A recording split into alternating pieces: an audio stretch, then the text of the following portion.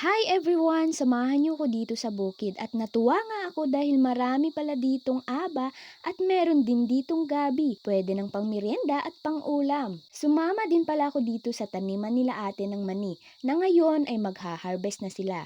At di mo nga akalain na may tanim dito dahil masukal at nagsisilakihan ng mga damo. Kaya iwas nakaw yan. At meron din sila tanim dito na pakwan at mais.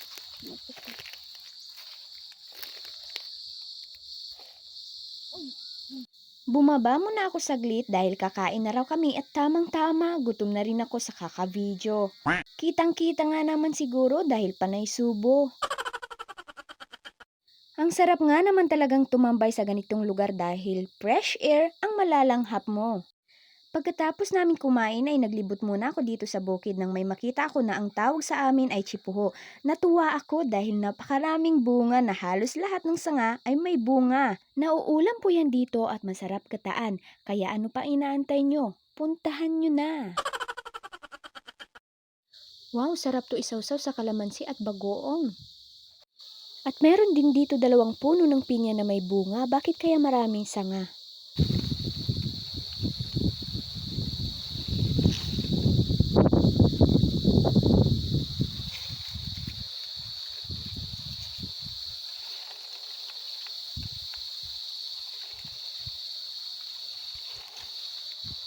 Maghanap muna kami ni mama ng maulam tulad ng chidway at danutok o di kaya wild shell.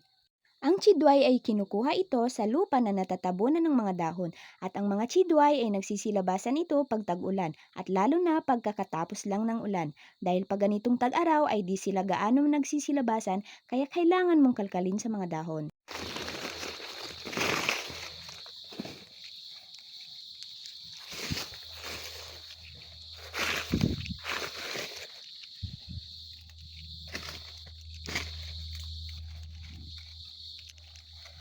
At ang danutok naman o wild shell, ito ay nasa mga puno o di kaya sa mga dahon. Minsan nasa mababa sila, minsan naman nasa matataas na mga puno.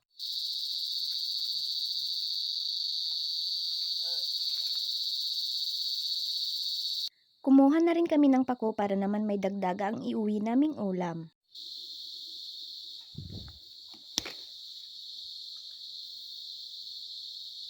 At may nakita kami dito na minuhod, sayang lang dahil hindi namin naabutan nung bagong tubo pa lang.